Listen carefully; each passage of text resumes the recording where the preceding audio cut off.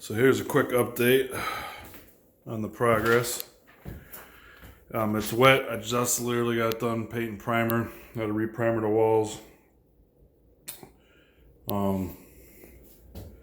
As you can see, actually covered up the splatter marks from the pretend contractor. Basically, I did a drywall sponge. Well, I did a joint spatula, scraped off all their joints, whatever it was, just joint sneeze marks on my walls. Then I took a drywall sponge and sanded it down. It's amazing. You just really light touch and it really smooths the entire wall in. And then rented a texture machine. If you've seen my other video, textured the walls. It came out really good. It is a different color right now because I got primer going into the ceiling paint from the pretend contractor. So I kind of just primered where I feathered in the texture. So we're ready for full bedroom paint and two-tone paint and ceiling paint. We're gonna do an entire ceiling. I'm doing an entire ceiling coat. I know people in the comments are gonna be like, "Oh, I wouldn't use that color. I'd use a flat white." Well, I'm doing an LED crown molding because I went with Sherwin-Williams swatch, where it's dark gray on the bottom, going into light gray on the top for most of the house with white chair rail, white crown molding, white baseboard. Bedrooms is blue. It's the next color on the swatch that blends in to pretty much everything I already got in the house. And yeah, that's what I'm gonna be doing. So I'm gonna put LED lights in the crown molding because the house is pretty bright right now, but I know with all these dark colors, it's gonna kind of keep the house a little bit dark, which I kind of wanted. I wanted like a nice relaxing mood, but I said mood kind of wrong. But this is all primered and textured, as you can see. Blends into the whole house. That texture machine, that Graco, man, that thing's awesome. Works really good. But when I don't want the house so dark and I kind of want to brighten it up, I'm going to turn the LEDs on and then some ceiling lights, and I got all types of other ideas.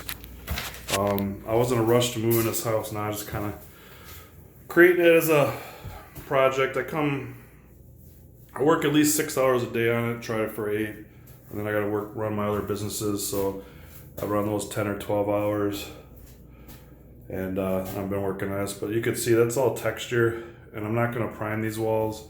I know the texture is gonna be thirsty, so I'm gonna do a coat of blue over all texture, like one time, let it dry, then do the whole walls another time, let it dry, and then a third coat. Normally, I bought Sherwin-Williams the good paint, the one coat stuff, but the reason why I gotta do that is because the pretend contractor kind of screwed me. Shows up real crazy in the video. So any imperfection you're seeing on the video, like as I'm looking in the screen, and then in real life, you can't really see. So that's kind of crazy. I should have picked up the video to do any imperfections. But yeah, this paint's drying in here. I can see the glob there, but primered the ceiling, primered around the walls where you're gonna see. I fired a cabinet maker. That's a whole nother story. So I gotta get another cabinet maker in here to finish that. Buying a house in construction, it's a nightmare, but I just put an offer in on a little bit far from here. Not far, but like 20 minutes out in the country, and I'm gonna build a bigger house out there in a few years. So this is kind of practice for me, so I kind of learned.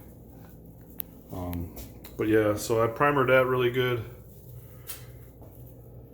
and that I didn't primer obviously because I'm gonna have cabinets there. I'm gonna put like a glass tile backsplash. It's gonna look slick, something to match the cabinets, my marble tile, my granite countertops,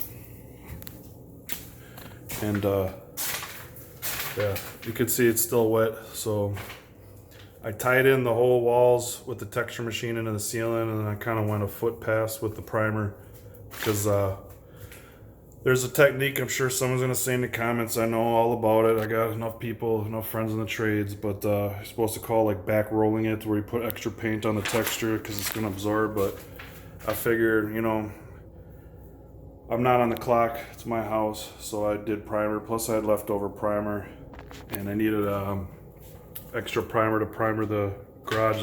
I have a finished garage, so I just went ham and primered all over the texture because why not? I mean, I'm not going to waste expensive paint when I can do the primer. Now, as you can see, that whole wall is smooth. In my original video, there was joint compound sneezes all over there, patch marks all over the place. It looked really bad. I actually fixed this because no one would want to fix that horrible pretend contractor's work. So again, I took a joint knife, a sharp knife, scraped off all the joint compound, took a drywall sponge, sanded it down, and then went over the texture. I'll get closer on it. So that's where you can see in the camera, but you can't really see in real life. That's kind of crazy. But you can see a little bit remnants of where the patchwork was, but for the most part on this wall, if you see in my original video when I started this series, that this whole wall was covered full of eyesore patches and like handball of joint compound fast thrown at the wall. So I fixed this. And for a homeowner that's not in the drywall business or a pretend contractor, how do I do 1,000 times better than a pretend contractor? I mean, literally, I compared a pretend contractor today when I was talking with my buddy. I'm like, he's kind of like Betamax and I'm wireless app. And this is my first time doing this. And how is it my first time doing this? And I can fix his work not only, but do a completely way better job. So again, careful who you hire. But yeah, it turned out really nice. And I'm kind of excited to paint. So once I get that chair rail in and all the colors and everything, it's gonna pop. And I gotta clean the marble again. It never ends, but you know, I'm hoping, I'm just, any free time I got, I've been going into this and going ham on it. So hopefully, oh, that's crazy. So right there you can see that I saw where the patch is, where the pretend contractor's kid threw the doorknob through it, but in real life you can't even see it because it's covered in texture. That's crazy how the camera lens picks that up.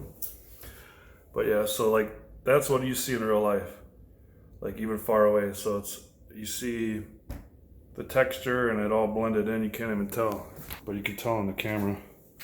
Hopefully that doesn't look too bad with the dark color on there. But there's my primer bucket, my Sherwin-Williams primer, and it's looking good. So the next one will be, the next video I'll probably do is all completed painted because it's going to take some time. So what I'm going to do is I'm going to do, again in the comments, well, I use a flat white, but I want the, went with the really high reflective white because I want that to shine with the LED lights and really brighten up the house if I want the house lit up. And then I want it like real cool and neutral and dark when I'm just chilling.